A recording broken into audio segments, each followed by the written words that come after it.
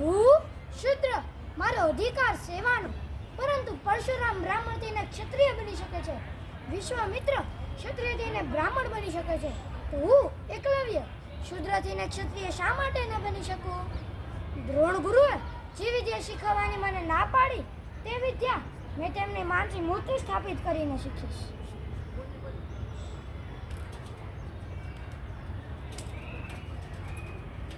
હા હા હા, આ જંગલના પશુઓ, પંખીઓ, વૃક્ષો, વેલો, ઝરણાઓ, સરોવર, નદી ને આકાશ, તમે જ મારા સાચે સાથીદાર બની મને ધનુર્વિદ્યામાં રસ લેતો કર્યો. ઓહ, આ કૂતરો ભસીને મારા અભ્યાસમાં વિઘ્ન ઉત્પન્ન કરે છે. મારે આનું મોં બંધ કરવું જ પડશે. ગુરુદેવ, આજ્ઞા આપો.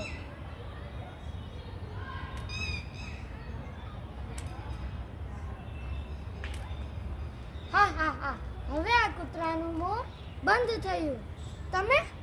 તમે કોણ? હા હા, આ કૂતરાનું મોં મેજબાનોથી બંધ કર્યું છે. શું કહ્યું? આ પ્રતિમા તો મારા ગુરુ દ્રોણાચાર્યની છે. પણ તમે કોણ? શું કહ્યું?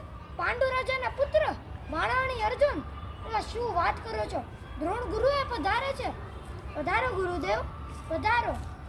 મેં તમારી આ માનસી પ્રતિમા પૂજી છે. તેમની પાસેથી જ હું આ ધનુર્વિદ્યા શીખ્યો છું.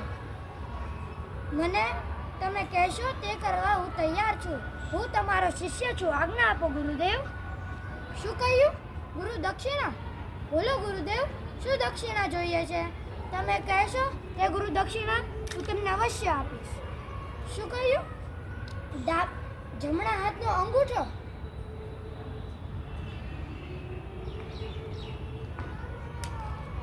આલ્યો ગુરુદેવ, આશીર્વાદ આપો. મારી આ ગુરુ દક્ષિણાથી તમારું અંતર હસ્યું તે જ મારા માટે ઘણું છે. આ ડાબો હાથ ધનુર્વિદ્યા શીખવા માટે તૈયાર છે. ઓમ ગુરુદેવા